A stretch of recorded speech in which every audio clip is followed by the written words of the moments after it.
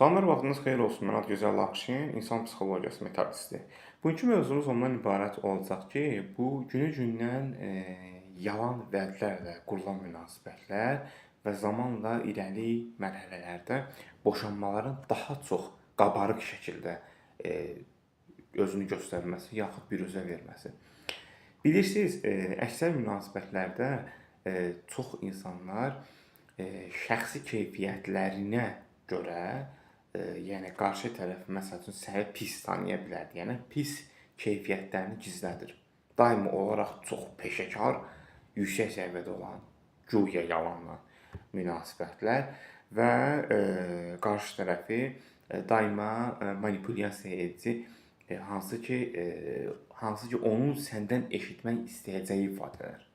Pis şey yox, yaxşı. Ki bu münasibət qurulsun və qurulandan sonra da baxırsan ki, getmir də, bu zor deyil axı. Bugün belə, sabah belə, artıq çirkindirici metaforizmlər yaranır. Qarşı tərəfin ideoloji olaraq istəməmək, çünki əvvəlindən bəri mənfi yaxud belə deyimsə də pis xarakterini gizlətməsəydi, hər halda bu münasibət də qurulmayacaqdı. Və əksər insanlar da şəxsiyyət bazasını hər zaman gizli tutmağa çalışırlar və sonda da bunun zərərini, ziyanını da təbii ki də çəkirlər. Belə. Çalışın hər zaman tam analiz edəndən sonra münasibət qurun. 99% ehtimalla boşanacaqsınız. Seanslarımız əhali və onlayn şəkildə həyata keçirilir. Qoşulmaq istəyəndə şəxsi mesaj verməsi məlumat verə bilərəm.